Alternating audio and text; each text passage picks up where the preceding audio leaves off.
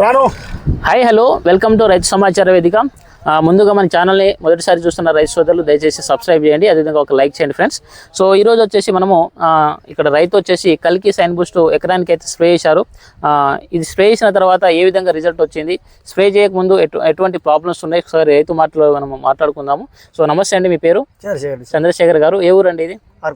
ఆరుకుందలపాడు. ఏ జిల్లా, ఏ మండలం? కర్నూలు జిల్లా, కర్నూలు మండలము. సో ఇది సైన్ బూస్ట్ అదేవిధంగా కల్కి ఎప్పుడు స్ప్రే చేశారు? 10 దినాలు అయింది. సో ఇది స్ప్రే చేయకముందు ఎటువంటి ప్రాబ్లం ఉండే మీ పత్తి చేనులో?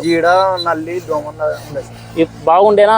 మామూలు ఫుల్ ఉండే గ్రోతింగ్ ఉండేనా అప్పుడు? ఇంత నీట్గా లేకుండా. సో ఇది స్ప్రే చేసిన తర్వాత ఏ విధంగా పనిచేసింది? బాగా వచ్చింది.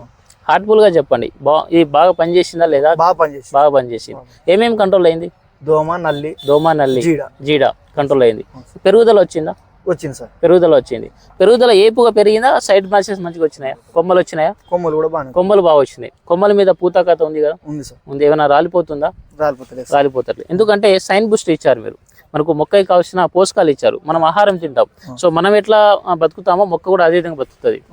సో మనం ఆహారం తింటాం కదా, సో ఆహారంలో ఏంటంటే మనం కూర కలుపుకొని తింటాం. ఆ కూర ఏంటంటే మనకు అన్ని రకాల పోషకాలు, న్యూట్రియన్స్ కావచ్చు, ప్రోటీన్స్ కావచ్చు, అందులో మనకు అవి దొరుకుతాయి మనం తినే కూరగాయలు. సో మొక్కకు కూడా మనం సూక్ష్మ పోషకాలు ఇవ్వాలి. అప్పుడు మొక్క బలంగా ఎదుగుతుంది. మనకు అన్ని రకాలుగా మొక్క మంచిగా బలంగా ఎదగడంతో పాటు మనకి మంచి కాతపూత రావడంతో పాటు మంచి దిగుబడి రావడానికి అయితే అవకాశం ఉంటుంది. కాబట్టి మంచి కాంబినేషన్ అనమాట కల్కి సైన్ బూస్ట్. మంచి రిజల్ట్ అయితే ఉంది. తప్పకుండా ప్రతి ఒక్క రైతులు అయితే స్ప్రే చేసుకోవచ్చు. థ్యాంక్ యూ అండి.